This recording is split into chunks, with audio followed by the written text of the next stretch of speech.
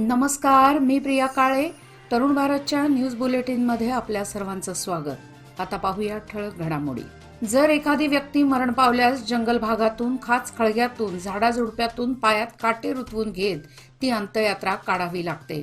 धो कोसळत असलेल्या पावसातून नदी दुथडी भरून वाहू लागली आहे.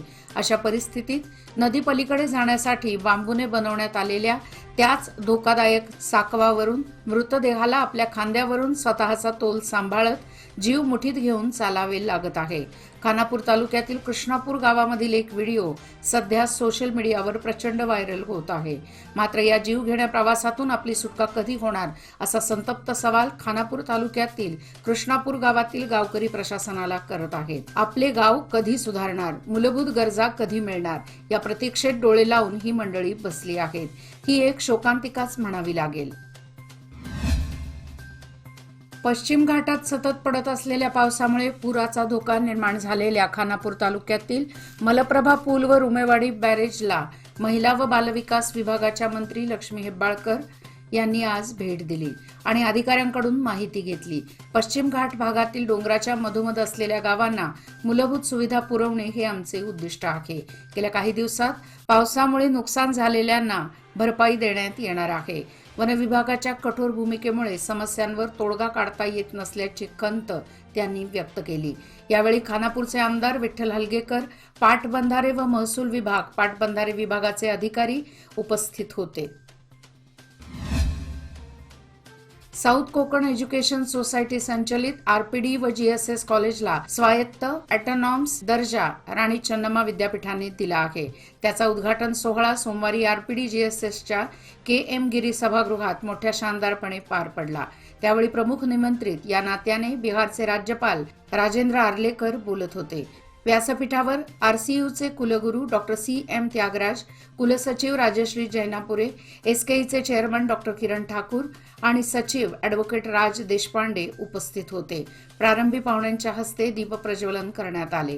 किरण ठाकूर यांच्या हस्ते व्यासपीठावरील पाहुण्यांचा सत्कार करण्यात आला. तसेच स्वातंत्र्य सैनिक विठ्ठलराव याळगी, कृष्णा मेंढसे, परशुराम नंदिहळ्ळी यांचा व MV Kamat, RD Shanbhag, VS कलगडगी, जीएसएसचे प्राचार्य BL मजुकर, आरपीडीचे प्राचार्य डॉक्टर अभय पाटील यांचाही राज्यपाल राजेंद्र आर्लेकर यांच्या हस्ते सत्कार करण्यात आला. बिहारचे राज्यपाल राजेंद्र आर्लेकर यांनी सोमवारी दिनांक 29 रोजी बेळगाव शहरातील जागृत देवस्थान श्री कपिलेश्वर मंदिरात जाऊन विधिवत पूजा करून दर्शन घेतले. कपिलनाथ दर्शन प्रसंगी कपिलेश्वर ट्रस्टच्या वतीने कपिलेश्वर मंदिराच्या पूर्व इतिहासाची सविस्तर माहिती त्यांना देण्यात आली. या प्रसंगी त्यांना दर्शनाने समाधान लाभल्याचे त्यांनी सांगितले. कपिलेश्वर मंदिरात दर्शनाचे भाग्य मिळाले, मी स्वतःला भाग्यवान समजतो, असे त्यांनी स्पष्ट केले. यावेळी ट्रस्टचे सभासद उपस्थित होते. बेळगाव तालुक्यातील बिजगर्णी ग्रामपंचायतीच्या अध्यक्षपदी रेखा नाईक यांची नूतन अध्यक्षपदी तर नामदेव मोरे यांची उपाध्यक्षपदी बिनविरोध निवड झाली आहे. बिजगर्णी ग्रामपंचायत अध्यक्ष व उपाध्यक्ष पदाची निवडणूक सोमवारी सुरळीत पार पडली. या निवडणुकीत रेखा नाईक या अध्यक्षपदाच्या उमेदवार व नामदेव मोरे हे उपाध्यक्ष पदाचे उमेदवार होते. ग्रामपंचायतीचे सर्व 14 सदस्य या ग्राम महाविकास आघाडीच्या छत्राखाली एकत्र आल्यामुळे अध्यक्ष व उपाध्यक्ष पदाची निवडणूक बिनविरोध झाली. यावेळी मृणाल हेब्बाळकर, माजी अध्यक्ष मनोहर बेळगावकर, संदीप अष्टेकर, महेश पाटील, संतोष कांबळे आदी यावेळी उपस्थित होते. महिलांची शक्ती हीच समृद्ध भविष्याची निर्मिती. लोकमान्य घेऊन आले आहेत महिला उन्नती योजना, जी देते तुमच्या गुंतवणुकीवर 10% आकर्षक व्याजदर फक्त 500 दिवसांकरिता. किमान गुंतवणूक 10,000 रुपये. अधिक माहितीसाठी आजच कॉल करा 1800 212 4050. योजना फक्त महिला सभासदांकरिता. नियम व अटी लागू. लोकमान्य, जिथे पैसे वाढतात आणि नातं वृद्धिंगत होतं.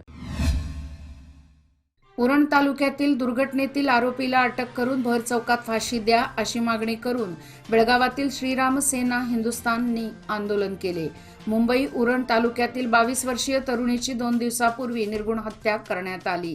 या तरुणीचा छिन्न विच्छिन्न अवस्थेत शनिवारी मृतदेह आढळून आला. तरुणीची हत्या करून तिच्या शरीराची विटंबना करण्यात आली. यशस्वी शिंदे असे त्या युवतीचे नाव आहे. या घटनेतील आरोपीला भर चौकात फाशी द्या अशी मागणी बेळगाव जिल्हाधिकारी यांच्या मार्फत महाराष्ट्र मुख्यमंत्री यांना निवेदनाद्वारे करण्यात आली. बेळगावहून गोव्याकडे जाणारी 10 चाकी अवजड वाहतूक करणारी ट्रक 10 फूट खोल नाल्यात कोसळल्याने वाहनातील 3 जण किरकोळ जखमी झाल्याची घटना सोमवार दिनांक 29 रोजी सकाळी 10:30च्या दरम्यान घडली. सदर घटना कणकुंबी अबकारी तपासणी नाक्याला लागून असलेल्या एका मोठ्या नाल्यावर घडली. AP 28 TB 2794 ही 10 चाकी ट्रक फरशी घेऊन बेळगावहून गोवाकडे निघाली होती. अबकारी तपासणी नाक्यादरम्यान असलेल्या फुगीची नदी या मोठ्या नाल्यावर असलेल्या पुलाचा कठडा तोडून ही गाडी नाल्यात पलटी झाली. अशा घटना वाढत असून प्रशासनाने त्वरित खबरदारी घ्यावी अशी मागणी वाहनधारक व प्रवासी वर्गातून होत आहे. गेल्या 22 वर्षापासून सामाजिक कार्यात अग्रेसर असणाऱ्या शैनेश्वर एज्युकेशनल अँड सोशल वेलफेअर सोसायटीचे कार्य आदर्शवत आहे.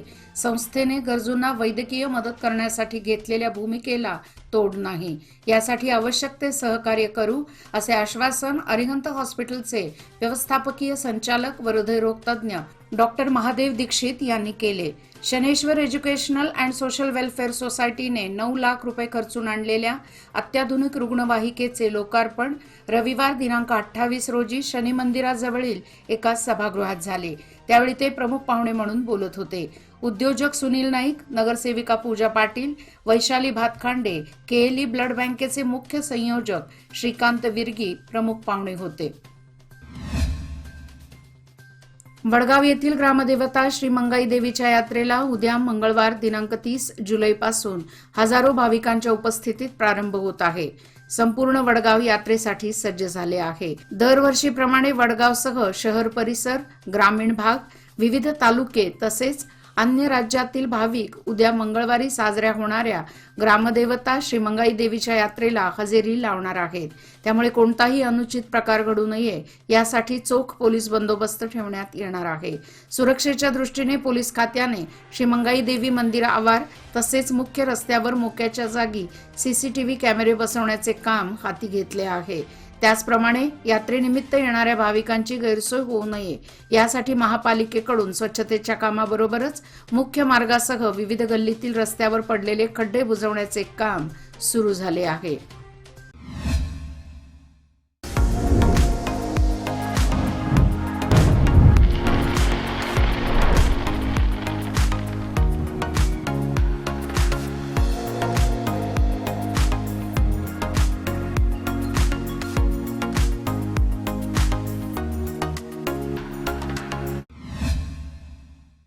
तालुक्यातील कृष्णा नदी काठावरील बुवाची सौंदती येथे पूरस्थितीची पाहणी आमदार DM ऐहोळे यांनी अधिकाऱ्यांसमवेत केली. नागरिकांनी दक्ष राहून वेळीच सुरक्षित ठिकाणी स्थलांतर करावे. अधिकाऱ्यांनी पाणी पातळीवर लक्ष ठेवून पूरग्रस्तांना मदत करावी अशी सूचना आमदारांनी अधिकाऱ्यांना दिली. परिसरातील 200 हेक्टर क्षेत्रातील पिकांची पुराच्या पाण्यामुळे नुकसान झाले असल्याची माहिती कृषी अधिकारी विनोद मावरकर यांनी दिली. पाणलोट क्षेत्र व कृष्णा काठावर झालेल्या दमदार पावसामुळे कृष्णा नदीला पूर आला आहे. यामुळे येड्डूर व चंदूर भागातील जनजीवन विस्कळीत झाले आहे.